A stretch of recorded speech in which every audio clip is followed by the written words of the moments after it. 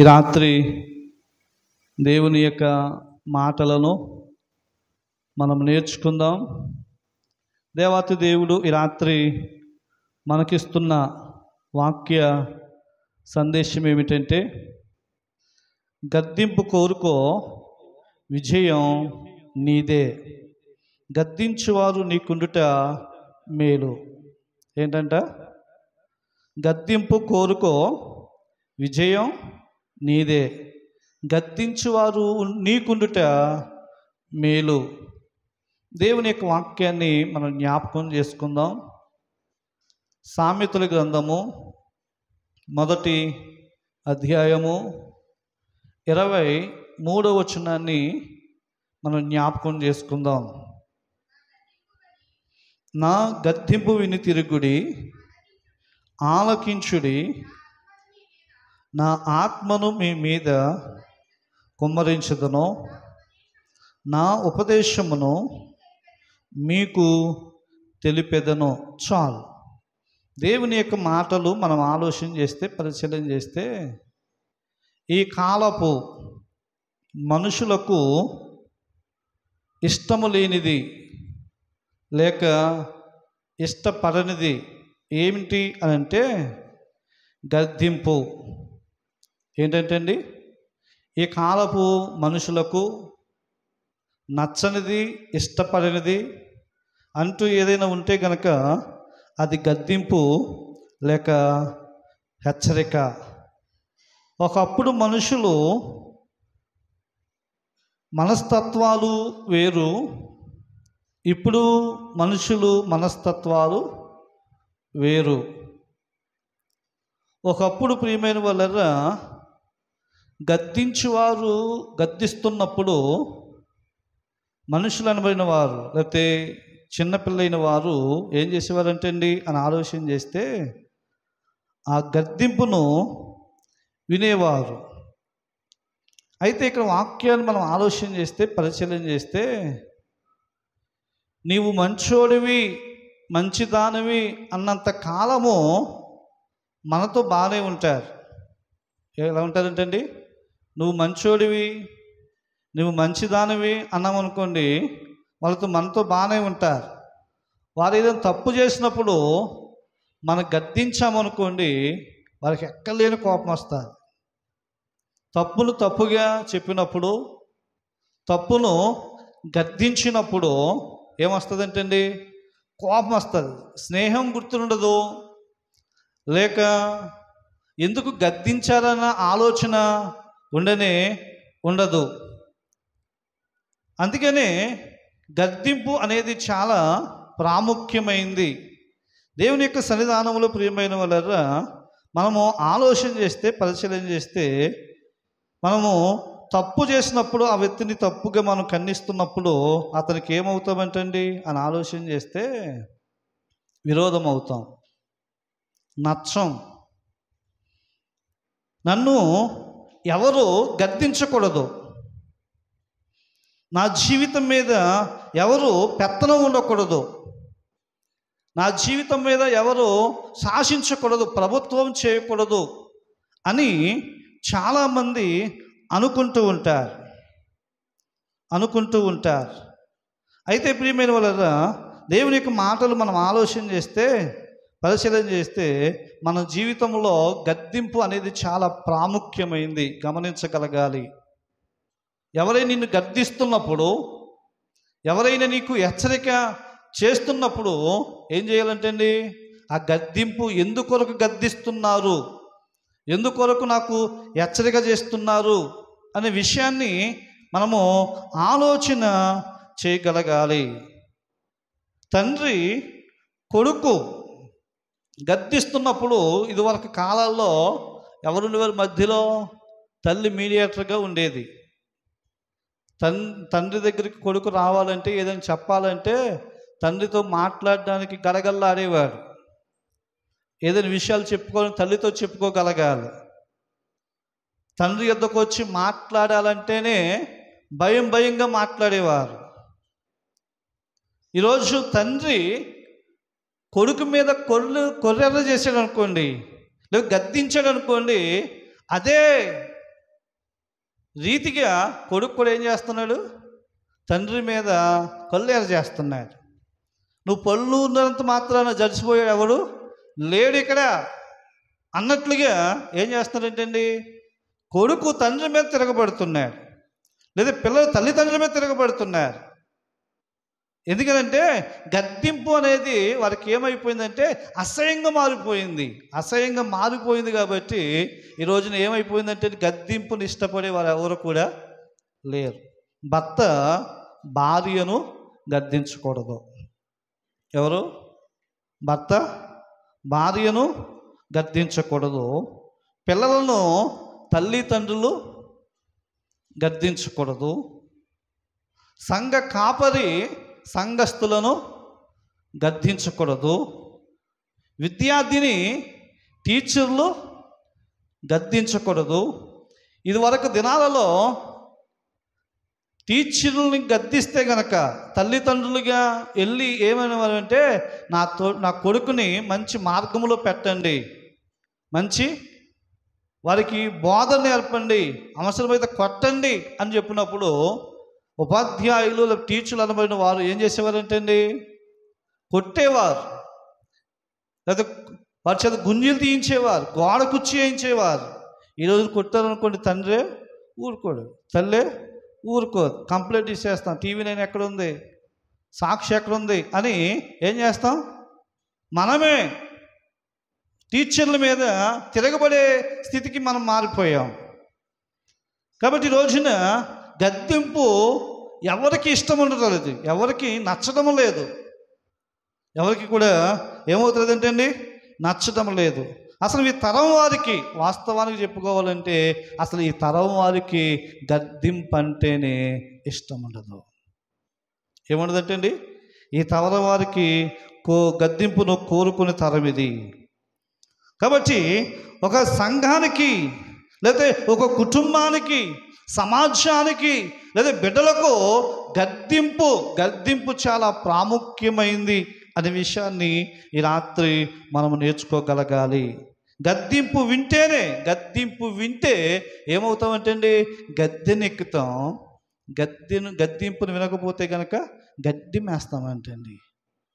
ఒక భక్తుడు అన్న మాట, గద్దింపును వింటే ఏం చేస్తామంట చెప్పాలి, గద్దెను ఎక్కుతాం. గద్దింపును వినకుంటే కనుక, గద్దింపును అసహించుకుంటే కనుక ఏం చేస్తామంటే అండి, గడ్డి మేస్తామంటే అండి. కాబట్టి ఈ రోజున దేవుడు నిన్ను హెచ్చించాలి, దేవుడు నిన్ను ఆశీర్వదించాలి, దేవుడు తన యొక్క కృపలో నిన్ను వర్ధిలింప చేయాలి అని దేవుడు ఆశపడుతున్నాడు. అయితే కనుక ఏం చేయగలగాలంటే అండి, నా గద్దింపు విని తిరుగుడి అని చెప్తున్నాడు. దేవుని యొక్క సన్నిధానంలో ప్రియమైన వల్ల మనం అందరం కూడా ఏం చేయగలగాలంటే అండి, గద్దింపు వాక్యాన్ని, గద్దింపుతో కూడిన వాక్యాన్ని ఏం చేయగలగాలంటే మనం వినగలగాలి, దాన్ని ఆస్వాదించగలగాలి, దానిని మనము అంగీకరించగలగాలి. నేటి సంఘాలలో ఏం కావాలంటే ప్రియమైన వల్ల గద్దింపుతో కూడిన వాక్యం కావాలి. గట్టిగా చెప్పండి, ఏం కావాలి? గద్దింపుతో కూడిన వాక్యం కావాలి. అలా వాక్యం మనకందరికీ కూడా అవసరం. కాబట్టి ప్రియమైన దేవుడు అన్న మాట ఏమిటంటే, నా గద్దింపు విని తిరుగుడి. మీరు అనవచ్చు, దేవుడు నన్ను ఎలా గద్దిస్తాడండి, దేవుడు ఎలాగూ మాతో మాట్లాడతాడండి అని అనుకోవచ్చు. దేవుడు స్వయంగా వచ్చి, ఒరే నాన్న నువ్వు సిగరెట్ తాగుతున్నావు కదా, మానేరా అంటే బాగుండు దేవుడు అని కొంతమంది అనుకుంటారు. మద్యం తాగుతున్నావు కదా, మద్యం సేవిస్తున్నావు కదా, దేవుడు స్వయంగా వచ్చి చెబితే బాగుండి నేను మానేస్తాను అని అనుకుంటారు కొంతమంది. దేవుడు పెద్దవారి ద్వారా గద్దిస్తాడు, తల్లిదండ్రుల ద్వారా గద్దిస్తాడు, లేకపోతే సేవకుల ద్వారా గద్దిస్తాడు, లేకపోతే ఆత్మీయుల ద్వారా దేవుడు ఏం చేస్తాడంటే అండి, గద్దిస్తాడు. అది దేవుడు గద్దింపని నువ్వు తెలుసుకోగలిగితే, దేవుడు నీతో మాట్లాడుతున్నాడు అని నువ్వు తెలుసుకోగలిగితే కనుక ఆ తాగుడు నుండి, ఆ వ్యసనాల నుండి, లేకపోతే పనికి మాలిన ఆ జీవితం నుండి నువ్వేం చేయగలుగుతావు ఏంటండి? నిన్ను నువ్వు రక్షించుకోగలుగుతావు, నిన్ను నీవు కాపాడుకోగలుగుతావు. దేవునికి స్తోత్రం. హల్లెలూయా, హల్లెలూయా.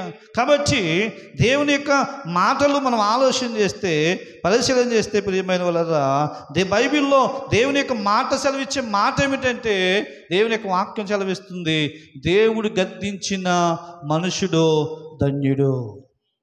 ఏంటంట చెప్పాలి? దేవుడు గద్దించిన మనుష్యుడు ధన్యుడు. యోబు గ్రంథము 5వ అధ్యాయము 17వ వచనంలో మాట ఉంది, మనకి కనబడుతుంది. దేవుడు గద్దించిన మనుష్యుడు ధన్యుడు. దేవుడు నిన్ను గద్దిస్తే గనక, ఆ గద్దింపును నువ్వు అంగీకరిస్తే గనక, ఆ గద్దింపుకు నువ్వు లోబడితే గనక నువ్వేమవుతావంటండి? ధన్యుడవు, ధన్యురాలవు అనే విషయాన్ని దేవుని యొక్క వాక్యం మనకి నేర్పుతుంది. కాబట్టి ఈ రోజున దేవుని యొక్క సన్నిధానములో ప్రియమైన వాళ్ళరా, మనము ఆరాధనకు వస్తున్నాం. లేకపోతే ఈరోజు శనివారం, రేపు ఆదివారం.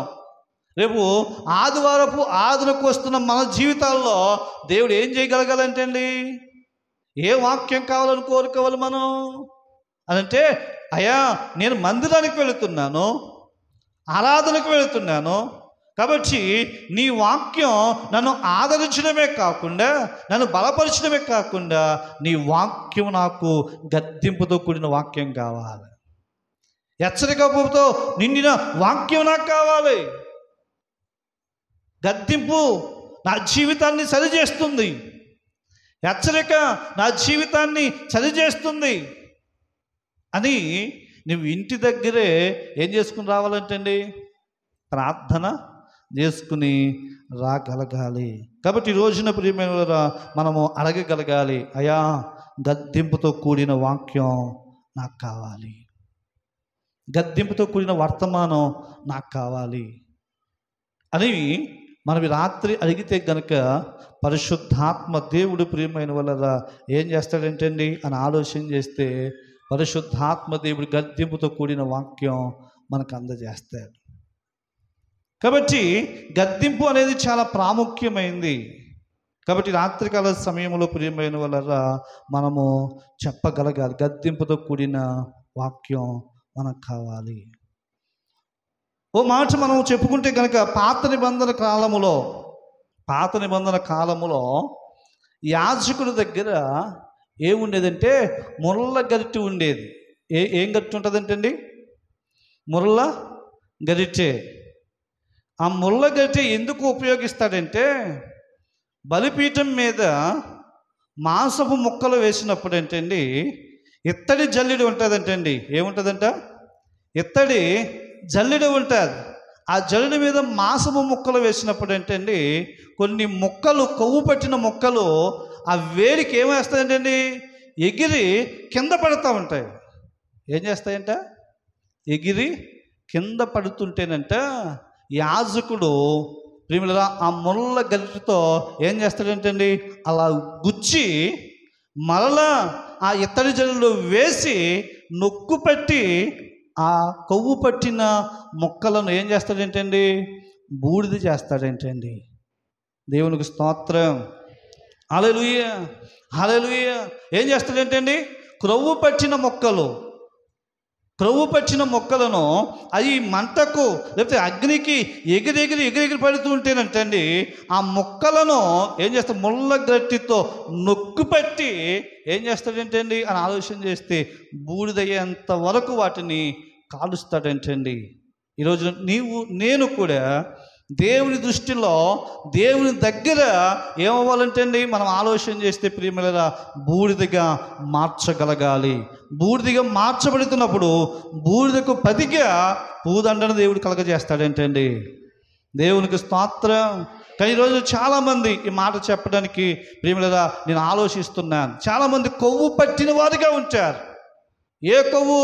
గర్వం అనే కొవ్వు, అహంకారం అనే కొవ్వు, లేకపోతే మాట వినని కొవ్వు.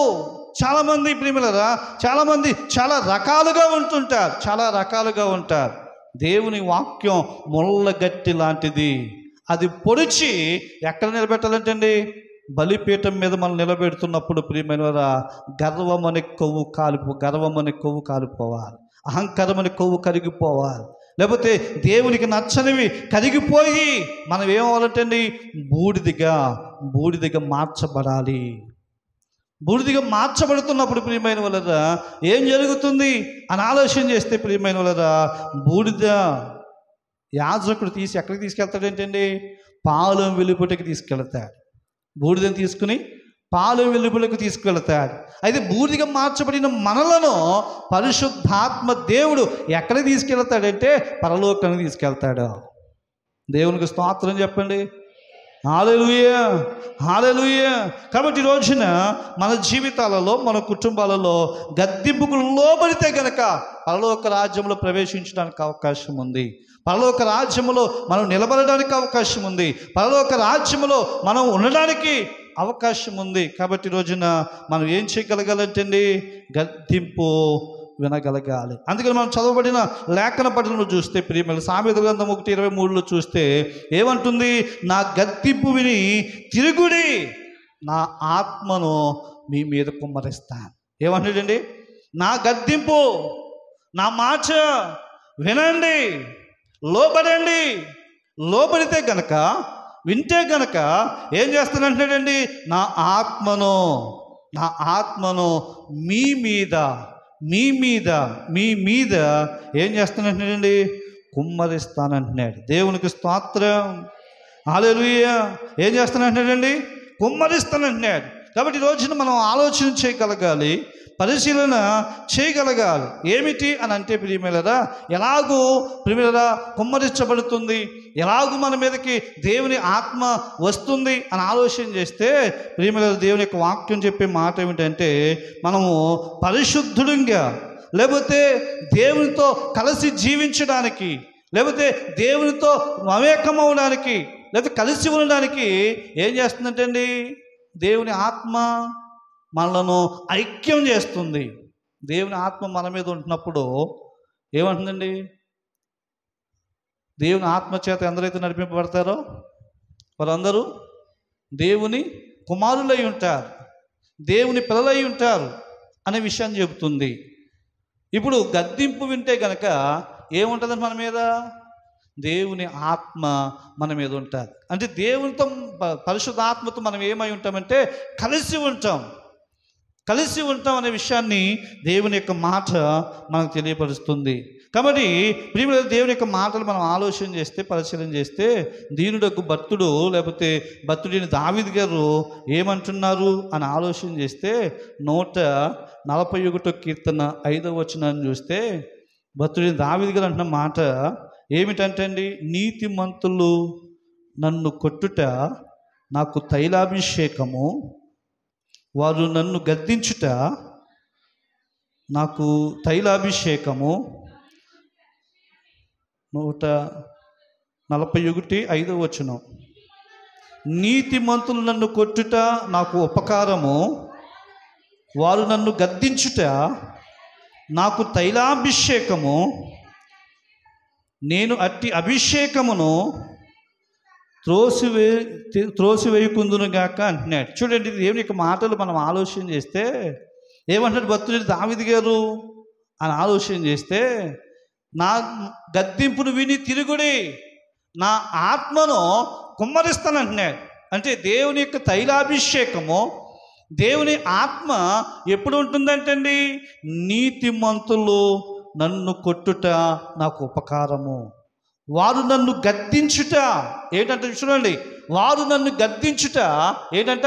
తైలాభిషేకం. తైలాభిషేకం అంటే నూనెతో అభిషేకించడం, చేతులు ఉంచడం, దేవుని యొక్క దీవెన, దేవుని యొక్క ఆశీర్వాదం మన మీద ఉండడం. కాబట్టి ఈ వాక్యం చెప్తున్న మాట ఏమిటంటే, మనం అభిషేకింపబడతాం, మనం దీవించబడతాం. ఎలాగంటండి అని ఆలోచన చేస్తే, నీతిమంతులు నన్ను కొట్టుట నాకు ఉపకారం. ఎవరైనా కొడితే ఉపకారం అంటామా? అను. ఎవరైనా మనల్ని గద్దిస్తే అది నాకు తైలాభిషేకం అంటామా? అను. తైలాభిషేకం అంటే ప్రియమైన చాలామంది చాలా రకాలుగా అనుకుంటుంటారు. ఈరోజు చాలా చోట్ల ఏమి వినపడుతున్నాయి? తైలాభిషేక ఆరాధన, తైలాభిషేక ప్రార్థన, తైలాభిషేక స్వస్థత అంటున్నారు. అక్కడ తాగుబోతులు వెళ్ళినా తైలాభిషేకమే, వ్యభిచారి వెళ్ళినా తైలాభిషేకమే. అక్కడ గద్దింపుతో కూడిన ఏమి లేదు, వాక్యము లేదు. గద్దింపుతో కూడిన మాటలు లేవు. గద్దింపుతో కూడిన ఎలాగ వస్తుంది తైలాభిషేకం? భక్తుడు దావీదు గారు అంటున్న మాట ఏమిటంటే, నీతిమంతులను కొట్టితే నాకు ఉపకారం, వాళ్ళు నన్ను గద్దిస్తే నాకేంటంట చెప్పాలి, తైలాభిషేకం. అలాంటి వారిని నేను త్రోసివేయను, అలాంటి వారిని నేను ఏమాత్రం కూడా త్రోసివేయను అనే విషయాన్ని దేవుని యొక్క వాక్యం చెబుతుంది. నా బిడ్డలారా, దేవుని యొక్క వాక్యం చెప్తున్న మాట ఏమిటంటే, దైవజనుడు వాక్యము చేత గద్దిస్తున్నప్పుడు ఏం చేయగలంటండి? దానికి లోబడగలగాలి, దాన్ని అంగీకరించగలగాలి. దాన్ని అంగీకరిస్తే గనక, దానికి లోబడితే గనక తైలాభిషేకముతో దేవాతి దేవుడు నిన్ను నింపుతాడు. తైలాభిషేకముతో పరిశుద్ధాత్మ దేవుడు నిన్ను ఉత్తేజపరుతాడు. పరిశుద్ధాత్మ దేవుడు నిన్ను ఏం చేస్తాడంటే ఉజ్జీవింపజేస్తాడు. దేవునికి స్తోత్రం, హల్లెలూయా, హల్లెలూయా. కాబట్టి గద్దింపు మాట వింటే గనక ఏమొస్తుందంటండి? మనకు తైలాభిషేకం. కాబట్టి రాత్రికాల సమయంలో గద్దింపు వింటే మనకేం కలుగుతుందంటండి? ఉపకారం కలుగుతుంది, తైలాభిషేకం కలుగుతుందనే విషయాన్ని దేవుని యొక్క వాక్య భాగంలో నుండి మనం ఆలోచించగలగాలి. దేవుని యొక్క వాక్యాన్ని మనం పరిశీలన చేస్తే ప్రేమల దేవుని యొక్క వాక్యం చెప్తున్న మాట ఏమిటంటే, నా మాట లేదా నా గద్దింపు విని తిరగండి, నా ఆత్మను ఏం చేస్తానంటున్నాడు? మీ మీద కుమ్మరిస్తానంటున్నాడు. రెండో మాట చూస్తే ప్రేమల, నా ఉపదేశమును మీకు తెలిపేదని మీకు చేస్తున్నాను. నా ఉపదేశం, ఎవరి ఉపదేశం? దేవుడు అంటున్న మాట. రాజకుమారికి నేను అనటం లేదు ఈ మాట. ఎవరు అంటున్నారు ఈ మాట అంటే, నా ఉపదేశం, నా గద్దింపు అన్నాడు దేవుడు. మరలా వచ్చేసరికి ఏమన్నాడంటే, నా ఉపదేశం చేస్తున్నా. కాబట్టి మీరు వినండి, ఆలకించండి, చెవి యొక్కండి అనే విషయాన్ని చెబుతున్నాడు. గద్దింపుకు లోబడితే కనుక దేవుడు ప్రియమైన నీతో మాట్లాడతాడంటండి. ఏం చేస్తాడంట? గద్దింపుకు లోబడితే, అనగా దేవాతి దేవుడు గద్దింపుకు నువ్వు లోబడితే కనుక ఉపదేశము ద్వారా, వాక్యము ద్వారా దేవుడు ఏం చేస్తాడంట? మనతో మాట్లాడతాడు. గద్దింపును వినకుండా, గద్దింపును లక్ష్య పెట్టకుండా ఉంటే కనుక పరిశుద్ధాత్మ దేవుడు నీకు ఏమాత్రం కూడా ఉపదేశం చేయడు, ఏమాత్రం కూడా నీకు హెచ్చరిక చేయడు అనే విషయాన్ని దేవుని యొక్క వాక్యం చలవిస్తుంది. కాబట్టి మీరు ఒక ఇంట్లో ఇద్దరు పిల్లలు ఉన్నారండి, ఇద్దరు మగపిల్లలు ఉన్నారు. ఇద్దరు మగపిల్లలు ఉన్నప్పుడు ఇప్పుడు పెద్దవాడికి చెబుతున్నప్పుడు వాడు చక్కగా మన మాట వింటున్నాడు, చెప్పింది చక్కగా చేస్తున్నాడు. రెండోవాడు ఉన్నాడు, వాడికి కూడా చెప్తున్నవాడు ఏం చేస్తున్నాడు? మాట వినడం లేదు, ఏది చెప్పినా చేయడం లేదు. అటువంటి సమయంలో మనం ఏదైనా చెప్పవలసి వస్తే కనుక, ఏదైనా చేయమని వారికి ఏదైనా పని అప్పగిస్తే కనుక ఎవరికి అప్పగిస్తాం? చెప్పాలి, ఎవరికి అప్పగిస్తాం? పెద్దవారికి అప్పగిస్తాం, అంటే మాట వినేవాడికే అప్పగిస్తాం. ఈ రోజున దేవుని గద్దింపుకు మనం లోబడితే కనుక పరిశుద్ధాత్మ దేవుడు నీతో మాట్లాడతాడు, నీకు ఉపదేశం చేస్తాడు, నీకు వాక్యాన్ని బోధిస్తాడు, వాక్యాన్ని అందిస్తాడు. కాబట్టి ఆయన ఉపదేశానికి మనం ఏం చేయగలగాలంటండి? లోబడగలగాలి. దేవునికి స్తోత్రం, హల్లెలూయా, హల్లెలూయా. కాబట్టి ప్రియమైన వాళ్ళరా, మనం ఏం చేయగలగాలంటే ఆయన ఉపదేశానికి మనం లోబడితే గనక పరిశుద్ధాత్మ దేవుడు మనతో మాట్లాడడానికి ఇష్టపడుతున్నాడు. మూడో విషయం మనం ఆలోచన చేస్తే, పరిశీలన చేస్తే, నీవు ఆయన మాటకు లోబడితే కనుక నీకు ఎదురయ్యే ప్రతి అవసరమును లేకపోతే ప్రతి అవసరము వచ్చినప్పుడు ఆయన నీతో మాట్లాడతాడు, లేకపోతే నీకు మేలు చేసేవాడిగా ఉంటాడు అనే విషయాన్ని చెప్తున్నాడు. ఏంటంట ఏమిటి అలా ఆలోచన చేస్తే, నీవు ఆయన మాటకు లోబడితే నీకు ఎదురయ్యే ఏ అవసరం వచ్చినా లేకపోతే ఏ కష్టం వచ్చినా ఆయన నీకు సహాయం చేసేవాడిగా ఉంటాడంటండి. అంటే ఇప్పుడు మీద 24వ వచనం చూస్తే ఏమంటుంది అక్కడ? నేను పిలువగా మీరు వినకపోతిరి, నా చేయి చాపగా ఎవరునూ లక్ష్య పెట్టకపోయిరి, నేను చెప్పిన బోధ ఏమియు మీరు వినక తోసివేసితిరి, నేను గద్దింపక లోబడకపోతిరి.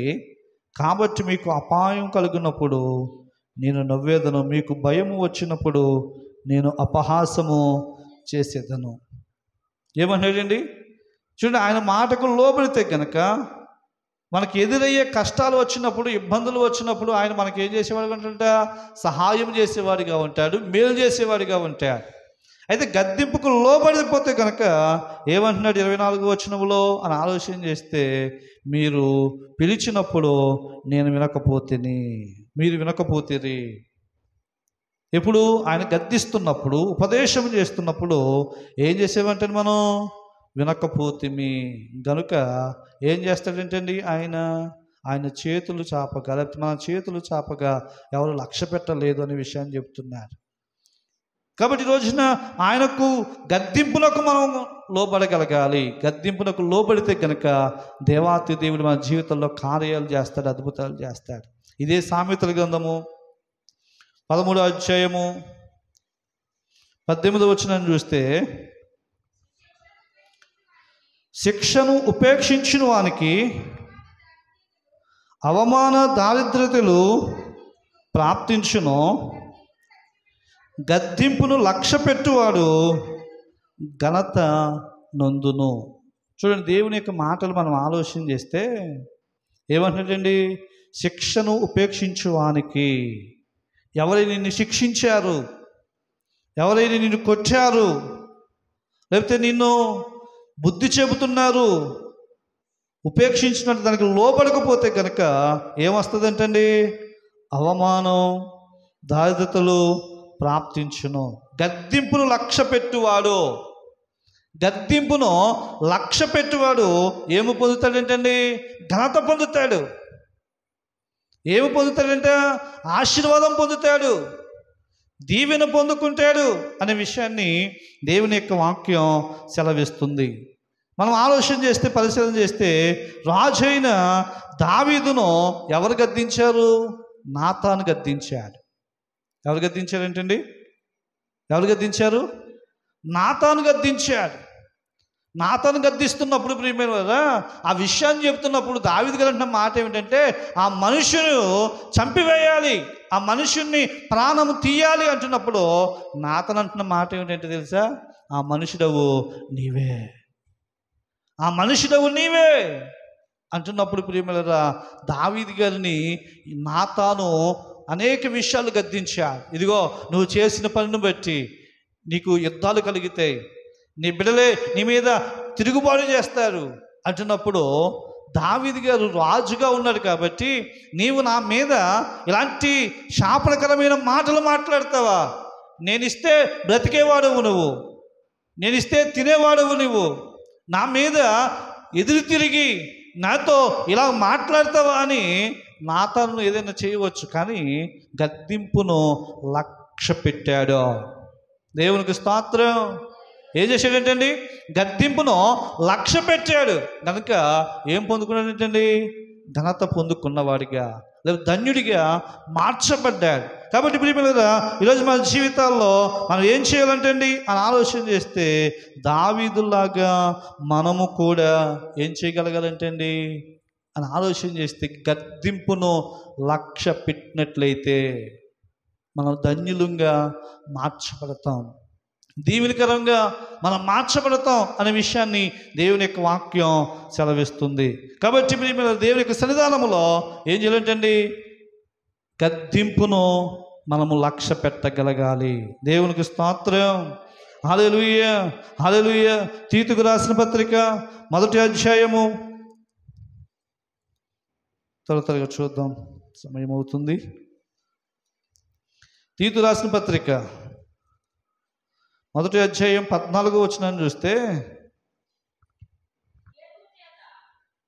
అక్కడ వాక్యం చెబుతున్న మాట ఏమిటంటే, విశ్వాస విషయమున స్వస్థులకు నిమిత్తము వారి కఠినముగా గద్దింపుము. దేవునికి స్తోత్రం. ఎవరు గురించి చెబుతున్నారు? అపోస్తలుడైన పౌలు గారు తీతుతో చెబుతున్నారు. ఎవరి గురించి చెప్తున్నారు అని ఆలోచన చేస్తే, క్రేతీయులు అనబడిన ఆ మనుషులు ఆ ప్రాంతంలో ఉన్నారు. వారు లేకపోతే విశ్వాసులు ఉన్నారు. అయితే అక్కడ దేవుని యొక్క మాట చూస్తే ప్రియమైన వారు స్వస్థతులగున్నట్లు, వారు స్వస్థపరచబడినట్లు విశ్వాస విషయంలో, వారు స్వస్థపరచబడినట్లు విశ్వాస విషయంలో, వారు నిలకడగా ఉండినట్లు విశ్వాస విషయంలో, వారు స్థిరముగా ఉండినట్లు నువ్వేం చేయాలి? వారిని కఠినముగా, వినాలి, కఠినముగా శిక్షించు అంటున్నాడు. ఎవరు? దైవజనుడు పౌలు గారు తీతుతో చెబుతున్న మాట ఏమిటంటే, వారిని కఠినంగా శిక్షించు. ఏ విషయంలో అని అంటే ప్రియములారా, ఏ విషయంలో శిక్షించమంటున్నాడండి? విశ్వాస విషయమందును వారు స్వస్థతలగునట్లు వారిని కఠినముగా శిక్షించుము. దేవునికి స్తోత్రం. హల్లెలూయా, హల్లెలూయా. కాబట్టి నేను లేకపోతే మిమ్మును అడుగుతున్న మాట ఏమిటంటే, చాటును గద్దించాలా, బహిరంగంగా గద్దించాలా? ఒక విశ్వాసిని లేకపోతే సంఘములో విశ్వాసులైన వారిని ఏదన్నా కఠినంగా మాట్లాడాలి, కఠినంగా గద్దించాలంటే ఏం చేయాలి? బహిరంగంగా గద్దించాలా లేక చాటును గద్దించాలా? చెప్పాలి. దివ్య బహిరంగంగా అంటున్నాను. దీవెన బహిరంగంగా ఉంది. మాతమ్మ ఏ రకంగా గద్దించాలి అంటే, సంఘములో కొన్ని గద్దించవలసిన రీతిలో ఉన్నప్పుడు బహిరంగంగా గద్దించవలసిన విషయాలు ఉన్నాయి, చాటును గద్దించవలసిన విషయాలు కూడా ఉన్నాయి. అయితే దేవుని యొక్క వాక్యం చెప్తుంది కఠినంగా గద్దించమని చెప్తుంది. అపోస్తలుడైన పౌలు గారు ఎవరిని గద్దించాడంటండి అని ఆలోచన చేస్తే, పేతురు గారిని గద్దించాడంట. గలతీయులకు రాసిన పత్రిక 2వ అధ్యాయము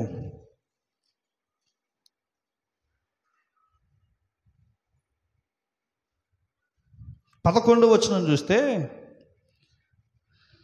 అయితే కేప అంత్యొక్కకు వచ్చినప్పుడు అపరాధిగా తీర్చబడిన గనుక నేను ముఖాముఖిగా అతన్ని ఎదిరించి తిని.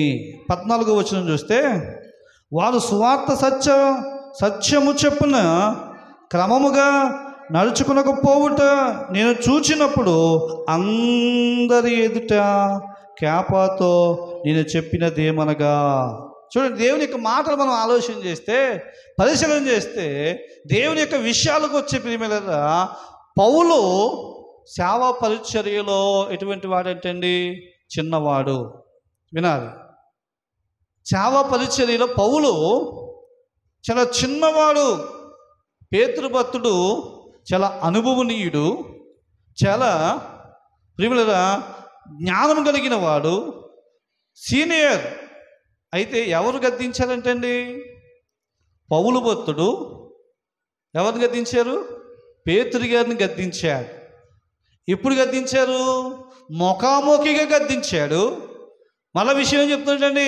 అందరి ఎదుట ఏం చేశాడంటండి? స్వార్థ విషయంలో, సత్యము విషయంలో అతన్ని ఎదిరించి నన్ను గద్దించాలనే విషయాన్ని చెప్తున్నాడు. దేవునికి స్తోత్రం, హల్లెలూయా, హల్లెలూయా. సంఘములో, సమాజంలో ప్రేమైన ఏమైనా లోటు ఉంటే, ఏదైనా లోపముంటే ఏం చేయగలగాలంటే అండి, బహిరంగంగానే గద్దించగలగాలి. దేవునికి స్తోత్రం, హల్లెలూయా. ఆ గద్దింపు మనకి ఆశీర్వాదకరంగా మార్చబడాలి. ఆ గద్దింపు మనకి దీవెనకరంగా మార్చగలగాలి. రోమన్ క్యాథలిక్ వారు పేతురు భక్తుణ్ణి రాయప్ప అంటారు. పౌలు భక్తుని ఏమంటారంటే చిన్నప్ప అంటారు. ఏమంటారండి? చిన్నప్ప లేదా పెద్దప్ప. చిన్నప్ప ఎవరిని గద్దించారు? పెద్దప్పను గద్దించాడు. ఆ గద్దింపు ఏం చేశాడంటే అండి, పేతురు గారు లేదా కేప అనబడిన పేతురు గారు దానిని అంగీకరించాడంటే అండి, దానికి లోబడ్డాడంటే అండి. ఈరోజు చిన్నవాడైనా పెద్దవాడైనా లేకపోతే పిల్లవాడైనా తండ్రి అయినా గద్దింపు మనకి అది ఏమవ్వాలంటే ఆశీర్వాదకరంగా మార్చబడాలి, అది దీవెనకరంగా మార్చబడాలి. అలా మార్చబడుతున్నప్పుడు ప్రియమైన వాళ్ళరా మనం ఏం చేయగలగాలంటే అండి అని ఆలోచన చేస్తే ప్రియమైన వాళ్ళరా దేవుని యొక్క మాటల ద్వారా మనకు అది ఆశీర్వాదకరంగా దీవెనకరంగా ఉంటుంది. దేవునికి స్తోత్రం. చివరిగా ఒక మాట చదువుకుని మనం ముగించుకుందాం. చూడండి, తిమోతికి రాసిన మొదటి పత్రిక 5వ అధ్యాయము 20వ వచనం చూస్తే,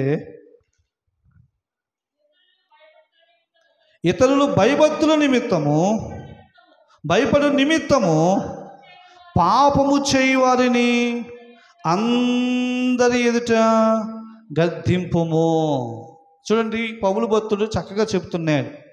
ఏమని చెప్తున్నాడు అంటే అండి, ఇతరులు భయపడు నిమిత్తము పాపము చేయువారిని, అన్యాయము చేయువారిని, అక్రమము చేయువారిని, విశ్వాసములో నుండి తొలగిపోయిన వారిని అందరి ఎదుట ఏం చేయాలంట? నిజంగా సంఘంలో అందరి ఎదుట గద్దించామనుకోండి, సేవకుడు నేను కాదులేండి, ఒక్కొక్క సంఘంలో ఒక్కొక్క సేవకుడు ఏం చేస్తారు? విశ్వాసులు చెప్పాలి, మొహమాటం లేకుండా చెప్పండి మీరు, నన్నే నన్నే నన్నే కదా. దేవునికి వాక్యం చెప్తున్న మాట ఏమిటంటే, ఒకరిని గద్దిస్తున్నప్పుడు ఏంటండి మరొకరికి ఏం కలగాలంట? భయం కలగాలంట. ఏం కలగాలంటండి? నేను ఎవరినైనా గద్దిస్తున్నాను, దీవెనని గద్దిస్తున్నాను అనుకోండి, పక్కనున్న వారికి ఏం కలగాలి? అయ్యో బాబోయ్, నన్ను కూడా అంటాడేమో, నన్ను కూడా పేరు పెట్టి పిలుస్తాడేమో అన్న భయం కలగాలని ఏం చేయమన్నాడంటే, అందరి ఎదుట అన్యాయము చేసిన వారిని, పాపము చేసిన వారిని, లేకపోతే అక్రమంగా నడుస్తున్న వారిని, లేకపోతే సంఘానికి విరుద్ధంగా ఉంటున్న వారిని ఏం చేయమని చెప్తుంది వాక్యం? గద్దించమని చెబుతుంది. దేవునికి స్తోత్రం, హల్లెలూయా. అందరి ఎదుట వారిని ఏం చేయగలగాలంటే అండి, గద్దించాలి. కాబట్టి ఈ రోజున గద్దింపుతో కూడిన వాక్యం అంటే ఈరోజు జనానికి ఇష్టం ఉండదు. గద్దింపుతో కూడిన మాటలంటే ఈ రోజున జనానికి ఇష్టం ఉండదు. గద్దింపు ఎందుకు గద్దించాడు సేవకుడు? ఎందుకు నన్ను మాట్లాడుతున్నాడు దేవుడు? ఎందుకు ఈ విషయాన్ని చెబుతున్నాడు దేవుడు అన్న ఆలోచన ఈ రోజున సంఘ బిడ్డలందరూ చేయగలిగితే కనుక దేవుని ఆత్మ నీ మీద ఉంటుంది. దేవుడు నీకు ఉపదేశం చేస్తాడు. పరిశుద్ధాత్మ దేవుడు నీకు సన్నిహితంగా ఉంటాడు అనే విషయాన్ని రాత్రి దేవుని యొక్క వాక్యం చదివిస్తుంది. ఈ రోజున దైవజనుని లేక సంఘాల్లో దేవుడితో మాట్లాడాలంటే కనుక, సంఘములో దేవుడు వాక్యం ద్వారా నిన్ను దర్శించాలంటే కనుక ఆయన గద్దింపునకు నువ్వు లోబడాలి. ఆయన గద్దింపునకు నువ్వు తిరగాలి. గద్దింపునకు లోబడితే కనుక ఏం జరుగుతుందంటే అండి, పరిశుద్ధాత్మ దేవుడు తన ఆత్మను నీ మీద ఉంచుతాడు, నీకు ఉపదేశం చేస్తాడు, నీ పట్ల కార్యములు చేయడానికి ఆయన సిద్ధంగా ఉన్నాడు. ఈ రోజున గద్దింపును అసహించుకుంటున్నావా? గద్దింపును అసహించుకున్నవాడు పశుప్రాయుడు అంటే అండి. ఎటువంటి వాడంట చెప్పాలి? గద్దింపును అసహించుకున్నవాడు పశువు వెళుతుంది, ఇటు తిరిగి అంటే తిరుగుతుంది, అది తిరుగుతుందా? తిరగదు. ఎందుకంటే అది దానికి వివేచన లేదు, జ్ఞానం లేదు, తెలివి లేదు. అక్కడికి వెళ్ళకూడదనే ఆ వివేచన దానికి లేదు. కాబట్టి ఏం చేస్తుంది? వెళ్ళకూడని స్థలానికన్నీ వెళుతూ ఉంటుంది. అందుకని గద్దింపును అసహించుకున్నవాడు ఎటువంటి వాడు ఏంటండి? పశుప్రాయుడు. గద్దింపును లక్ష్య పెట్టువాడు ధన్యుడు. గద్దింపును లక్ష్య పెట్టువాడు ధన్యుడు. కాబట్టి రాత్రి వాక్యం విన్న బిడ్డలారా, తల్లిదండ్రులు నేను గద్దిస్తున్నారా? అది నీకు మేలే. భర్త నేను గద్దిస్తున్నాడా? అది నీకు మేలే. భార్య నేను గద్దిస్తుందా? అది నీకు మేలే. ఉపాధ్యాయులు విద్యార్థులను గద్దిస్తున్నారా? అది నీకు మేలే. సంఘ కాపరి సంఘస్థులను గద్దిస్తుంటే కనుక అది నీకు మేలే, అది నీకు ఆశీర్వాదమే. కాబట్టి ఈరోజు నా గద్దింపు విని తిరగండి. దేవుని ఆత్మ మీ మీద ఉంటుంది. దేవాతి దేవుడు మీకు ఉపదేశం చేస్తాడు. ప్రార్థన చేద్దాం, ప్రార్థన చేద్దాం. ఈ రాత్రి పరిశుద్ధ ఆత్మ దేవుడు మనందరితో మాట్లాడాడు కదా. అయ్యా, నువ్వు గద్దించినప్పుడు నేను లోబడతాను ప్రభువా. నువ్వు గద్దించినప్పుడు తిరుగుతాను ప్రభువా. నీ మాట నేను వింటాను ప్రభువా. అయ్యా, దావీదును నాతాను గద్దించడు. నాతాను గద్దించినప్పుడు అయ్యా, ఆ గద్దింపు అతను విన్నాడయ్యా. గద్దింపుకు లోబడి ఈ రోజున నువ్వు నాతో మాట్లాడుతుంటే అయ్యా, నీ గద్దింపు నేను వినడం లేదయ్యా. నీ గద్దింపు నేను లోబడటం లేదయ్యా. తిరగడం లేదయ్యా. ఈ రాత్రి నువ్వు నాతో మాట్లాడు. నువ్వు నాతో మాట్లాడు. ఈ రాత్రి నాతో మాట్లాడు. ఒకవేళ శిక్షను ఉపేక్షించిన వారిగా ఉంటే కనుక దయతో క్షమించు. నీ మాటకు లోబడకపోతే కనుక దయతో క్షమించు. అయ్యా, నా తల్లిదండ్రుల మాట నేను వినకపోతే కనుక దయతో క్షమించు ప్రభువా. నా భర్త మాటకు నేను లోబడకపోతే కనుక దయతో క్షమించు ప్రభువా. దయతో క్షమించు ప్రభువా. నా పిల్లలు నా గద్దింపు వినడం లేదయ్యా. త్రోవ తప్పిపోతున్నారయ్యా. నా బిడ్డలతో మాట్లాడు ప్రభువా. నా బిడ్డలు దర్శించు ప్రభువా. నీతిమంతులను కొట్టుట నాకు ఉపకారం, వారు గద్దించుట నాకు తైలాభిషేకమని వద్దునంటున్నది కనుక అయ్యా, ఎవరైనా నన్ను కొడుతున్నప్పుడు అది నాకు ఉపకారంగా భావించుకుంటాను ప్రభువా. అయ్యా, నీతిమంతులు నన్ను గద్దించినప్పుడు దాని తైలాభిషేకంగా నేను మార్చుకుంటాను ప్రభువా. అట్టి వారి గద్దింపును నేను తోసివేయను ప్రభువా. అట్టి వారి అభిషేకం నేను తోసివేయను ప్రభువా. చిన్న ప్రార్థన. అమ్మా, నీతిమంతులు నిన్ను గద్దిస్తున్నప్పుడు, నీతిమంతులు నిన్ను కొడుతున్నప్పుడు అది నీకు ఉపకారమే. నీతిమంతులు నిన్ను గద్దిస్తున్నప్పుడు అది నీకు తైలాభిషేకం. బిడ్డ, సోదరుడా, సోదరి, నీతిమంతులు కొట్టుట, నీతిమంతులు గద్దింపు అది నాకు తైలాభిషేకం అని భావించుకుంటే కనుక పరిశుద్ధాత్మ దేవుడు నీకు ఉపదేశం చేస్తాడు. కష్టములో, వ్యాధులలో, దుఃఖములో నా దేవాతి దేవుడు నీకు సహాయం చేసేవారిగా ఉంటాడు. ఆయన పిలిచినప్పుడు వినలేదు, ఆయన చేతులు చాపినప్పుడు లక్ష్య పెట్టకపోతే కనుక కష్టం వచ్చినప్పుడు, దుఃఖం వచ్చినప్పుడు ఆయన్ని చూచి నవ్వుతాడు, నేను అపహాస్యం చేస్తాడు. ఆ పరిస్థితి రానవద్దని ప్రార్థన చేద్దాం. ప్రార్థన చేద్దాం, ప్రార్థన చేద్దాం. మహాపరిశుద్ధుడగును ప్రేమ కలిగిన మా ప్రియ పరలోకపు తండ్రి, మీ పరిశుద్ధమైన నామానికి వందనాలైనా. ఇంతవరకు మీ మాటలు మేము ధ్యానించడానికి మీరు మాకు ఇచ్చిన గొప్ప భాగ్యాన్ని బట్టి ఉన్నారు. అయ్యా, గద్దింపులు కోరుకుంటే గనక విజయం మాదే అని వాక్యం ద్వారా మాతో మాట్లాడుకుంటూ వచ్చావు తండ్రి. అయ్యా, గద్దించేవారు మాకుండటం మేలే అంటున్నావు. అయ్యా, ఈ రాత్రి నీ మాటలు విన్నాం తండ్రి.